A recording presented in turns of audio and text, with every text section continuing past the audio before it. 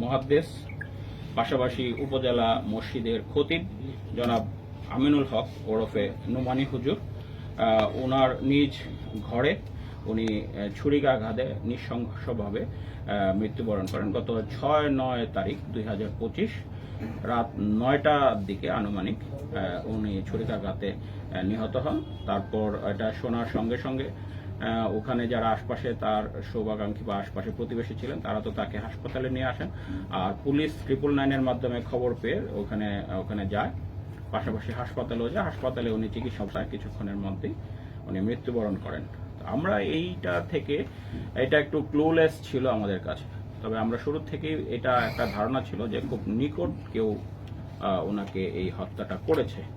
আমি ওই সময় ব্যক্তিগতভাবে ওই দিন আমি স্টেশনে ছিলাম না, এবং আগের যে ঘটনাটা বললাম সাইফুল্লাহ আরিফ, ওই দিনও আমি স্টেশনে ছিলাম না। পরবর্তীতে আমরা এসে কাজ শুরু করেছি এটা নিয়েও।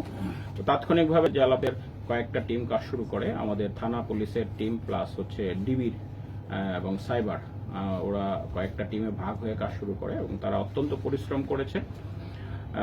প্রত্যেকটা বিষয়কে পুঙ্খানুপুঙ্খানু বিশ্লেষণ করেছে এবং আমরা একটু আপনাদেরকে এই বিষয়টা একটু অবহিত করি। আমরা প্রত্যেকটা ক্ষেত্রেই এটা চেষ্টা করি যেন কোনো একজন নিরপরাধ ব্যক্তি কোনো একটা দুর্ঘটনা বা অপরাধ হলে হয়রানির শিকার না হন। এই ধৈর্যটুকু আমাদের একটু ধারণ করা উচিত, কিন্তু অনেকেরই এই ধৈর্যটা হয়তো থাকে না। আমরা এটা চেষ্টা করেছি সবসময়, প্রত্যেকটা ক্ষেত্রেই চেষ্টা করি, কিন্তু আমাদের আন্তত সবসময় থাকে এই অপরাধের রহস্য উদ্ঘাটনের জন্য। এক্ষেত্রে আমরা আমাদের দায়িত্বে অবিচল ছিলাম। আপনাদের অনেকের সহযোগিতা ছিল, আন্তরিকভাবে আপনারা আমাদেরকে সহযোগিতা করেছেন।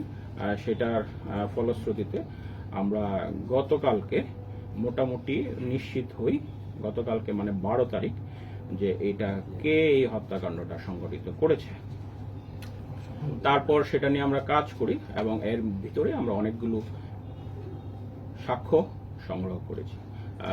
এর মধ্যে প্রাথমিকভাবে আমরা যে ওই দিন ঘটনাস্থলে গিয়ে যে সাক্ষ্যগুলো পেয়েছিলাম, এই বিষয়ে এটা নিয়ে আমাদের একটা পাওয়ার পয়েন্ট আছে, আমি ছবিগুলো আপনাদেরকে দেখাবো।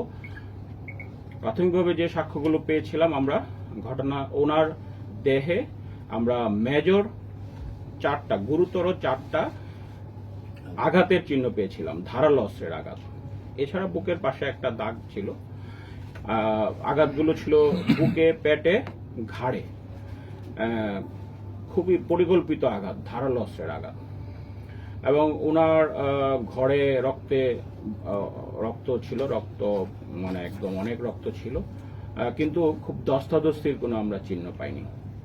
তারপরে আমাদের যে টিম গিয়ে ওনার ঘরের থেকে পিছনের দিকে যেতে একটা টি শার্ট একটা ব্যাগে পায়। আমাদের অনেকেই ওখানে ছিলেন।